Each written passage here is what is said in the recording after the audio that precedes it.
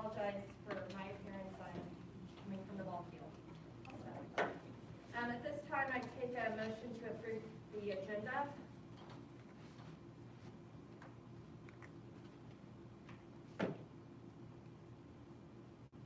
Madam President, I'd like to make a motion to approve the agenda as presented with the following amendments. Move item J-1, executive session, matters relating to employee negotiations, to item E-1. At item F-3, additional certified classified personnel actions for consideration. Move item E-5-A, 2021-2022 school calendar, to item H-1, unfinished business. Remove item E-5-B, adoption of CTE textbooks. And item L-1, executive session, personnel matters for non-elected personnel. There's a motion by Alex to approve the agenda with several amendments. Is there a second? I'll second it. Seconded by Janine. Stephanie, do you want to do the roll call? Laura? Aye. Dr. Hannigan? Aye. Dana? Aye. Janine? Aye. Mark? Aye. Alex? Aye. Motion carries.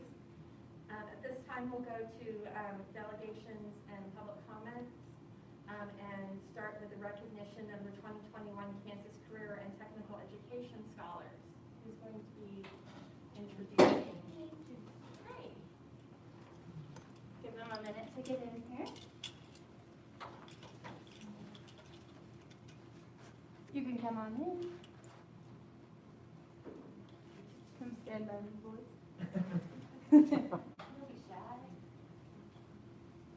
So this year was our school district's first year to participate with the Kansas Cte Scholars program, and I'm extremely proud to announce that we had 4 out of the 50 students in the state of Kansas recognized as Kansas Cte Scholars.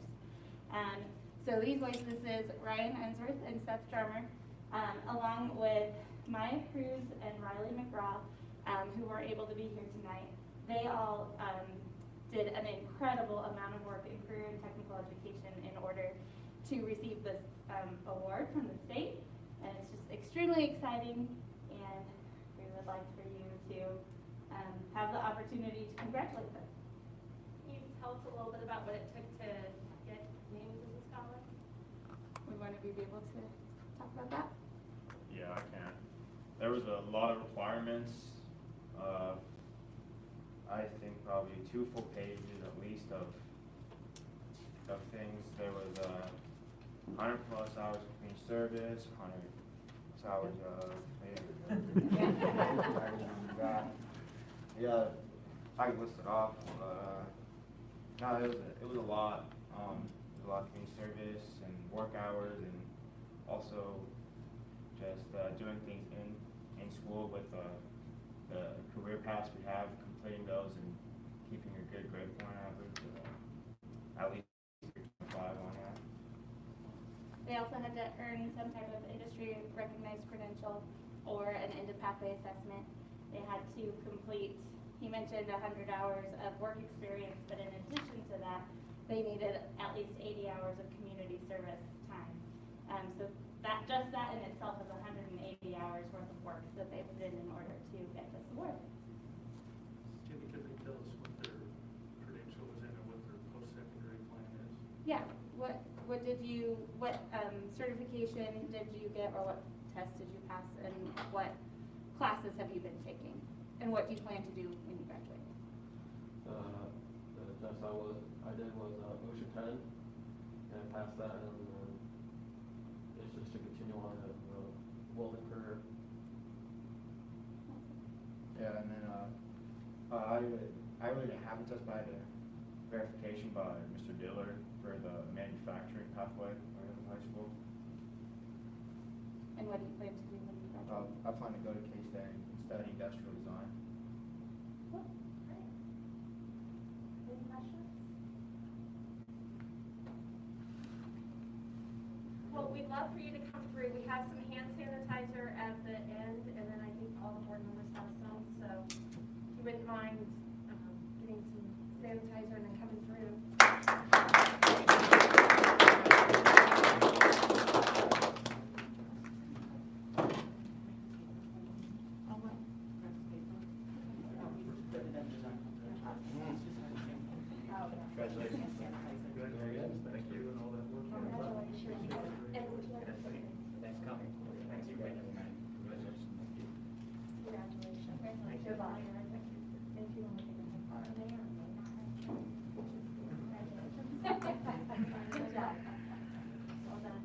Congratulations. Good job. Mr. Jarman, congratulations. Good job. Thank you. Here, you guys go, you can put that again and then you're safe.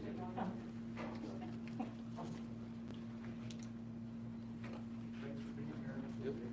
Thank you so much for coming again. I think this is only our second student recognition in person. That's great.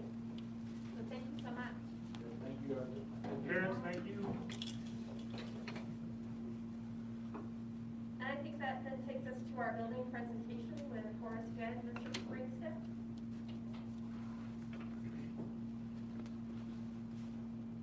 Hello, we put together a video of some students from our yearbook class, Mrs. Potts.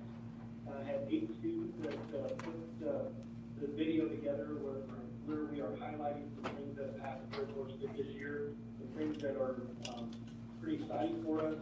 We're addressing our academics this year with our kids this final quarter of the year, trying to help them with their high number of failing rates and kids that need academic support, so offering tutoring. The students that put this together are all 8th grade girls: Katie Brown, Leah Flores, Natalie Guevara, Avery Just, Courtney Neelan, Jenica Pinchon, and Michelle Ramos. We invited them to be a part of this tonight, but they all declined because they were busy. So I believe Linda Barbara has the video ready for you to play. We'll play that and answer any questions after.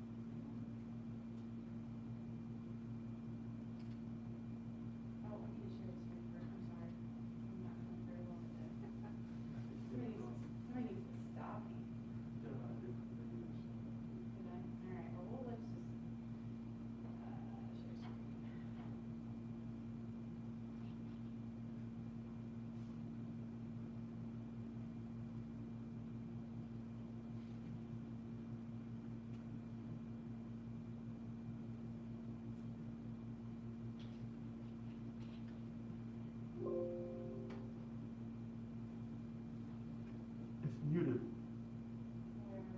on the video. Yeah. Literacy class.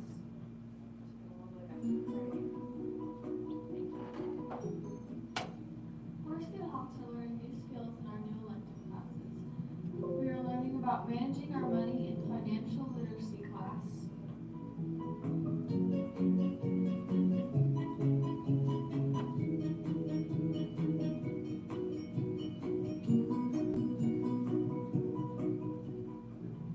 And channeling our inner chef in cooking class.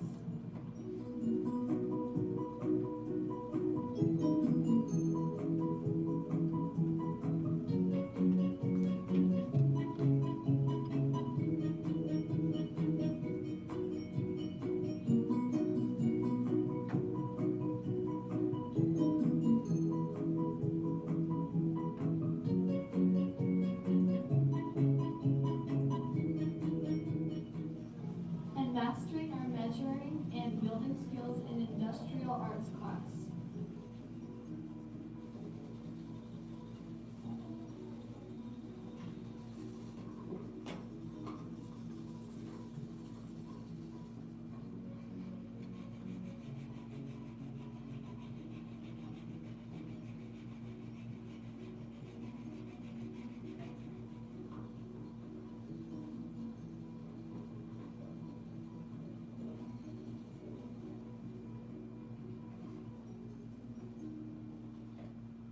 And exploring outdoor activities during outdoor recreation.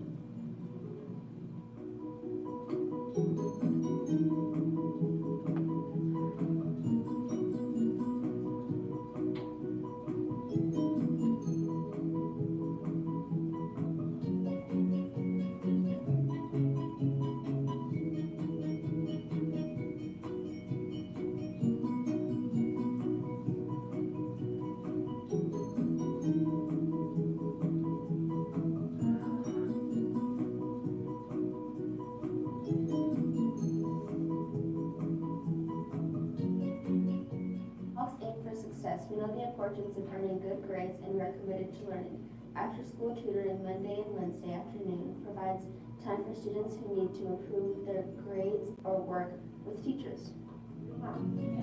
Are you more motivated to improve your grades? Yes, I am. Okay, because? I have Okay, and there's some more questions. One being, have you been having grade improvements since starting tutoring? Okay. What do you notice? Okay, has tutoring helped you? How?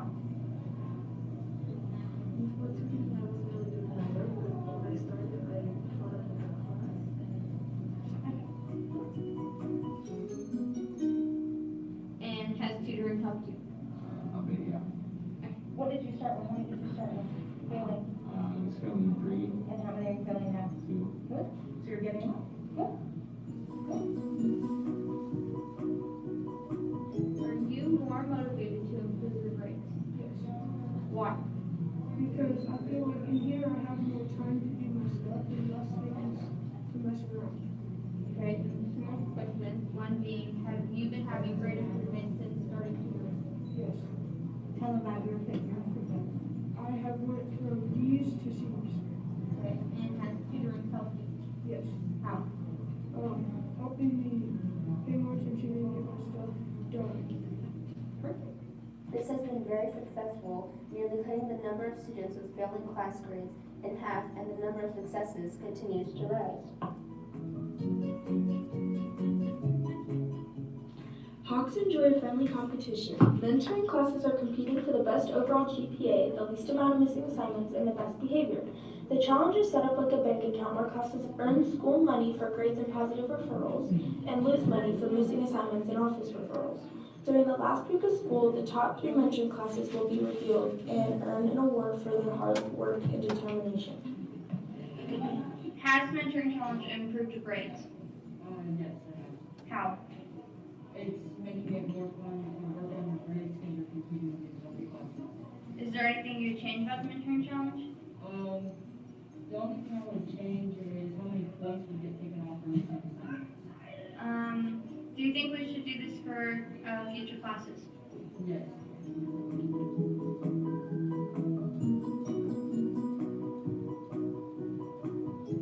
Has the mentoring challenge improved your grades? Yes, How? because I want to help my mentoring so we can get a day off and we can have like a party. Is there anything you would change about the mentoring challenge? No. Do you think we should do this for future classes? Yeah, I think it's fun.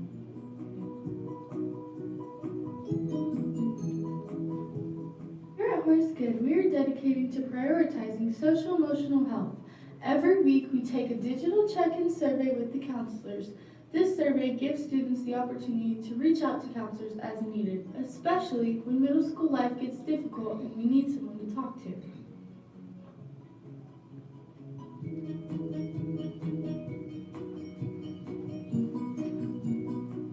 Horse Good Health is soaring to success. We understand the importance of organization and structure. This year we implemented a school-wide digital setup form for leaving the classroom. Whether it be to fill up a water bottle or visit the restroom, go to the library, or see the nurse, each classroom has a QR code to scan. This is off pencil, paper, sign-up sheets, and plastic ball passes, a thing of the past.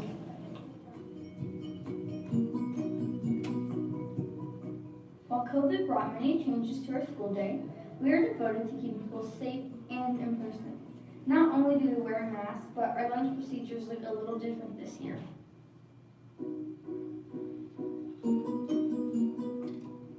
With additional lunch shifts to allow for more spaced out seating, and we help clear tables before we leave. We also have designated arrival and dismissal areas so no one's spot in the school gets too congested.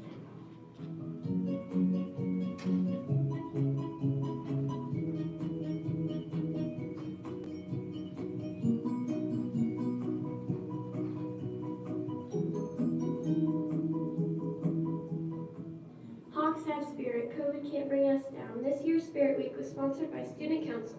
We activated our inner millionaire and became the next Steve Jobs on Millionaire Monday. Tuesday was met with comfy attire. Wednesday, we channeled our inner mathletes and athletes.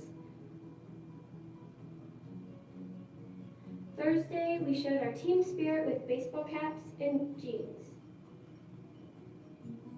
And Friday was a color war between 7th and 8th grade.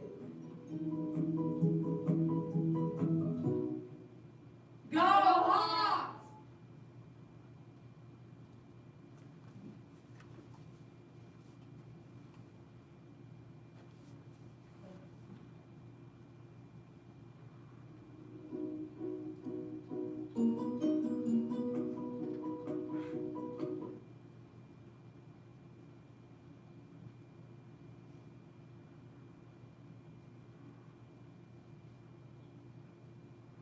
So hopefully you can see from the video there that our kids did a good job in a tough year for them. We obviously wanted to put an emphasis going into the finishing the end of the last quarter of the semester here on a high note, knowing that we have the challenges in front of us, especially with 9 straight weeks of 5 full school days, which is going to be tough, not just for kids, but parents, and then all the other things that come in the springtime.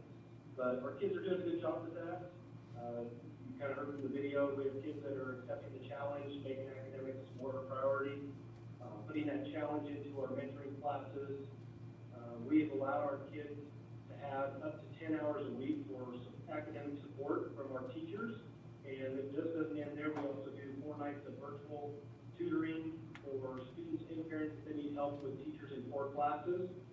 That number has kind of gone back since we started the after-school tutoring, because our kids are kind of getting support there. So we're averaging right now about 90 kids showing up on Mondays and Wednesdays each night for 2 hours with help from our teachers. Great, thank you so much, Mr. Springston. Anyone have any questions? I do. Dana? So first off, I'd just love to say, like, I love some of these creative, they feel creative to me, but these ideas that I hadn't heard before, like the mentoring challenge and the morning SEL check-in. Do you know 1 or 2 of the questions that are on that SEL check-in?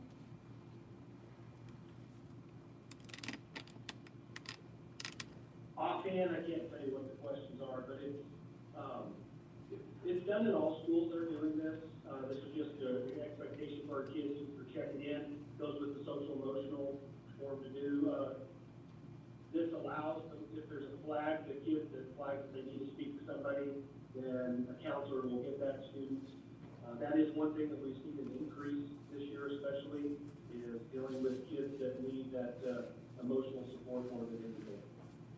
I love that. Sorry, Mr. Springston, I kind of put you on the spot with that, but the other thing is you said 10 hours per week, or maybe you said 10 hours per day. What was it for the tutoring or the getting help? Is that during the day? Yeah, so we offer Monday, Tuesday, Thursday, Friday during our first hour of mentoring time. The students have 30 minutes, which is our first hour class. They have 30 minutes of opportunity to go see teachers to get help and support. Now that we've moved down in level, we've allowed our kids to move about the building a little bit more. And so we're putting an emphasis on those kids going to teachers to get help for missing stuff. Then we offer the Monday and the Wednesday, which is 2 hours each night from dismissal time till 4:20. Then we put our kids out on the bus, or they leave at that time to go home on the Monday and Wednesday. And then we have up to 4 hours, 1 hour each night, Monday, Tuesday, Wednesday, Thursday for virtual tutoring, where we have different teachers that provide a Zoom link that's available on our webpage. We put it out to parents through Remind, through our social media, and it's for kids. We have teachers that will make kids maybe kind of make up a quiz that time. So, you'll do it tonight, and you don't have time to do it in the morning, maybe they're in an activity or something like that. So they'll have the kids come on and finish that up at night. That is awesome. And you mentioned that there's transportation available for the after-school tutoring too? Did you say there was transportation? Yeah. For that? Yes. On the Monday and Wednesday, there's transportation. So Kenneth Henderson will run their tutoring on Tuesdays and Thursdays. We use the same bus drivers, just alternate the night, so it's not an additional amount of staff that is needed for that, but we're able to work that out with transportation to be able to provide that, transportation for the kids, which is a big thing to keep some of the kids there that need that additional help and support, because they do rely on riding the bus.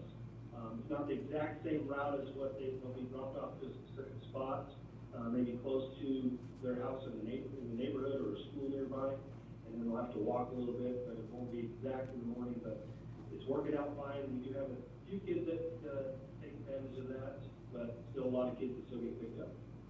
That's awesome. Sounds like great things are happening. Thank you. Anyone else? Thank you so much, Mr. Springston, Ms. Potts. Appreciate your time this evening. Good luck. Thank you. Stephanie, any correspondence? No. That takes us to our first executive session. If I could have a motion, and Dr. Carlin thinks maybe 30 minutes. I think that's probably a little low, but we'll see.